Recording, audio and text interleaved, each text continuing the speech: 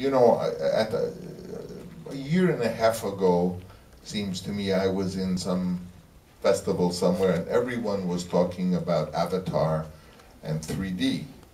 And of course, as a young person, I was very interested in 3D in the 50s, and there were several periods in which 3D was considered the big solution to get people into the box office.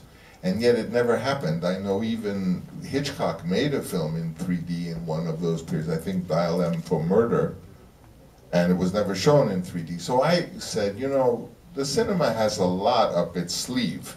I can't imagine that this beautiful form, which is so young, all it can give us now is 3D, because we've had it several times, 3D with glasses. So I began to think of, well, what can the cinema do that it hasn't done yet?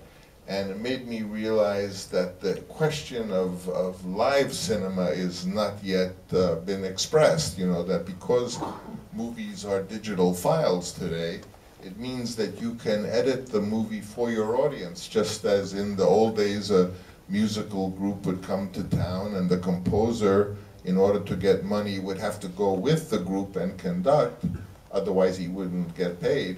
So I began to think that perhaps one of the future directions of cinema that could be really interesting is live performance, because, you know, the art has been sort of recorded or dead since 1830, when the photograph was invented, and the musical record and the movies projecting.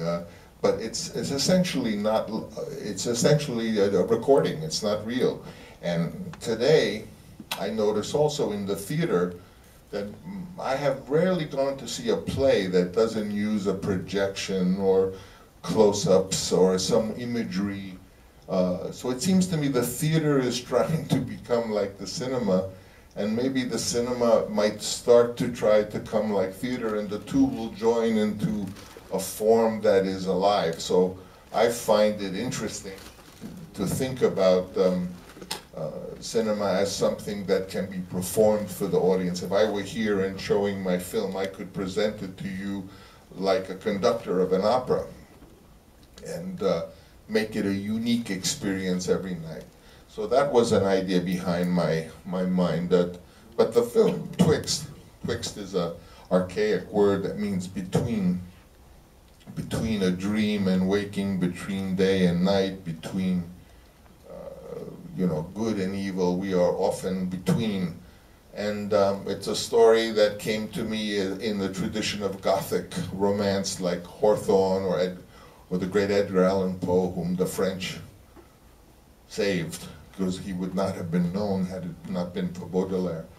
But it's something I did. It's an unusual film. It doesn't fall into an easy category. It's part Gothic romance. It's part personal film, and it's part Roger Corman, low-budget production, but not really, because it didn't turn out to be low budget or look below budget. At any rate, it was just a film that I've made, and I'm anxious to present it to the public. I think I like it. I like the film. I find it very unusual.